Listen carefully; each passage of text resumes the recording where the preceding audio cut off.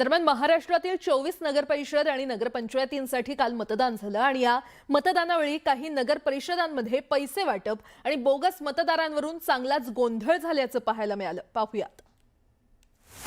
Bogus मतदार पैसे वाटपावरून गोंधळ। नांदेडमध्ये थेट तेलंगणाचे बोगस मतदार। धर्माबादेत शेकडो मतदारांना डांबण्याचे प्रकार। अंबरनाथमध्ये पैसे वाटपावरून जोरदार राडा।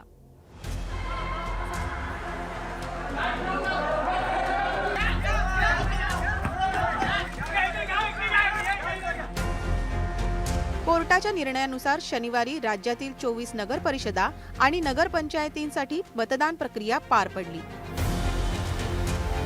या मतदानावेळी काही ठिकाणी चांगलाच गोंधळ झाल्याचं दिसलं। नांदेडच्या धर्माबादमध्येही 2 ठिकाणी मतदारांना डांबून ठेवल्याचा धक्कादायक प्रकार घडला। धर्माबादच्या गोरोबाकाका मंदिरात जवळपास 100 महिलांना नजरकैदेत ठेवण्यात आल्याचा धक्कादायक प्रकार घडला। प्रसादाच्या स्वरूपात 4000 रुपये मिळणार असल्याचं सांगत रोखून धरल्याचा आरोप महिलांनी केला।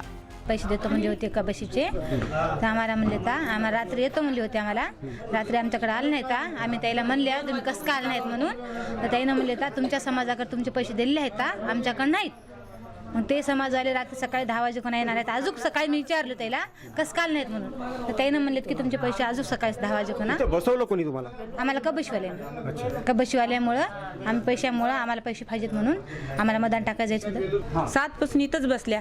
मग भैया या की आम्ही इथं केवळ मतदानाची वेळ झाली, आम्हाला जावं लागेल मतदान टाकायला आणि तुम्ही काही की आम्हाला इथं बसा म्हणल्या, आतापर्यंत तुम्ही बसल्या आहात तर तुमचा काही इथं येण्याचा पत्ताच नाही। मग आम्ही केवळ बसावं, कसं बसावं, चहा नाही काही नाही आणि तुम्ही आम्हाला दामून का ठेवल्या। मग आम्हाला सांगून टाका की बाई तुम्हाला कोणता प्रसाद पोहोचणार नाही, तुमचं तुम्ही जावा घरला असं म्हणायला पाहिजे की नाही। एकीकडे महिलांना नजरकैदेत ठेवण्यात आलं असतानाच तिकडे धर्माबादेतच इनानी मंगल कार्यालयातही भाजप कार्यकर्त्यांनी पैशांचं आमिष देत मतदारांना डांबून ठेवण्याचा आरोप करण्यात आला, ज्यामुळे मतदान सुरू असतानाच या घटनांनी चांगलाच गोंधळ निर्माण झाल्याचं दिसलं। 3 दिवस झाला असं फिरवायलेत, इकडं पळापळी तिकडं पळापळी, देतो म्हणून आम्हाला परेशान करायलेत बघा साहेब। देणं नाही घेणं नाही, कुणाला द्यालेत काय नाही आम्हाला काही पत्ता नाही। आज मतदान आहे ना, मतदान टाकायला गेलं नाही, मतदान टाकायला आम्हाला पैसे देतो म्हणून त्यांनी आम्हाला थांबिले, थांबा 4 वाजे तर तुम्हाला आम्ही पैसे देऊ, नंतर मतदानला जा म्हणले।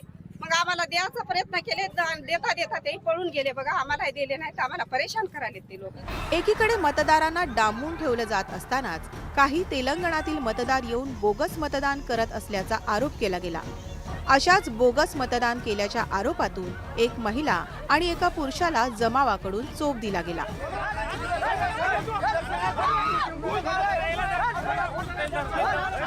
मतदान केंद्राबाहेर मोठा जमाव जमल्यानं अखेर पोलिसांना सौम्य लाठीचार्ज करावा लागला। पण या प्रकारामुळे धर्माबादमध्ये चांगलाच तणाव निर्माण झाला होता। इकडे अंबरनाथमध्येही सकाळपासूनच पैसे वाटपाच्या आरोपांची राळ उठल्याचं दिसलं। मातोश्रीनगर परिसरात पैसे वाटपाच्या आरोपावरून तणावपूर्ण परिस्थिती निर्माण झाली होती। भाजप आणि शिवसेनेकडून एकमेकांवर पैसे वाटपाचे आरोप करण्यात आले। यावेळी पोलिसांना तणाव निवळण्यासाठी सौम्य लाठीचार्ज करावा लागला।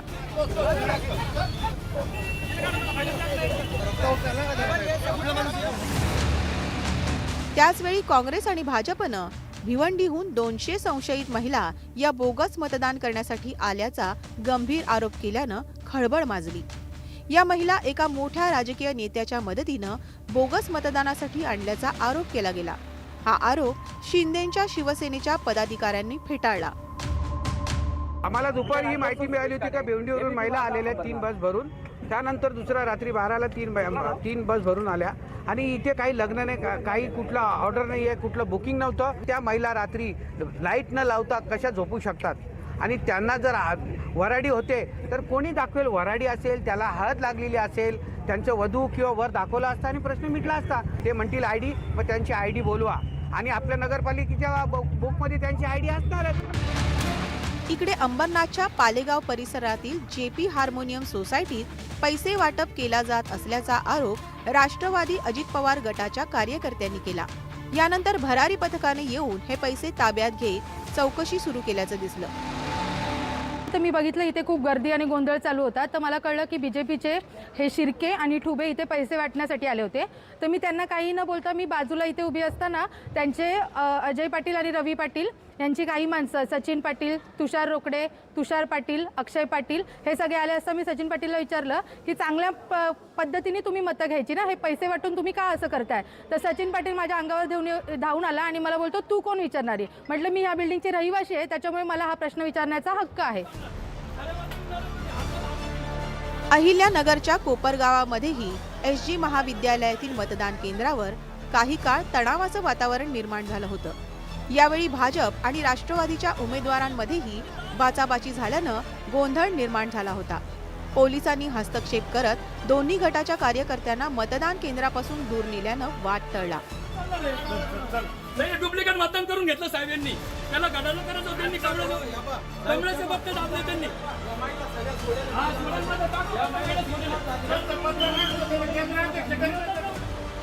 24 नगर परिषदा आणि नगरपंचायतींच्या निवडणुकीचं मतदान यंत्रात बंद झालंय. त्यामुळे प्रामुख्यानं नांदेडच्या धर्माबाद आणि ठाण्याच्या अंबरनाथमध्ये झालेल्या या गोंधळात मतदानावर काय परिणाम झाला हे रविवारच्या निकालानंतरच स्पष्ट होणार आहे. शरद जाधव, न्यूज 18 लोकमत, मुंबई.